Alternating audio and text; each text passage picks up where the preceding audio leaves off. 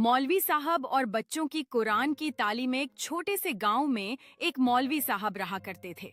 वह बच्चों को कुरान पढ़ाने के लिए जाने जाते थे। उनके पास कई बच्चे आते थे जो कुरान की तालीम हासिल करना चाहते थे। एक दिन एक छोटा लड़का आया और मौलवी साहब से कहा, मौलवी साहब, मैं कुरान पढ़ना चाहता हूँ। मौलवी साहब ने मुस्कुराते हुए कहा, बिल्कुल बेटा, मैं तुम्हें कुरान पढ़ाऊंगा। मौलवी साहब ने लड़के को कुरान की बुनियादी बातें सिखाईं। लड़का बहुत मेहनत करता था और जल्द ही उसने कुरान की सूरहें पढ़नी सीख लीं। जैसे जैसे लड़का बड़ा हुआ, उसने कुरान की और भी गहराई से समझ हासिल की। वह एक अच्छा मुसलमान बन गया और कुरान की तालीम को अपने जीवन में उतारने लगा।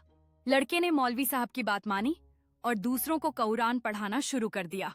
मौलवी साहब ने लड़के को देखा और कहा, बेटा, तुमने कुरान की तालीम हासिल की है, अब तुम्हारा फर्ज है कि तुम दूसरों को भी कुरान की तालीम दो। वह एक अच्छा शिक्षक बन गया और कई लोगों को कुरान की तालीम दिलाई। मौलवी साहब ने लड़के को गले लगाया और कहा, बेटा, तुमने मेरी उम्मीदों पर खरा उतरा है, मैं तुम पर फख्र करता हूँ। इस तरह मौलवी साहब और लड़के की कहानी हमें सिखाती है कि कुरान की तालीम हासिल करना और दूसरों को देना कितना महत्वपूर्ण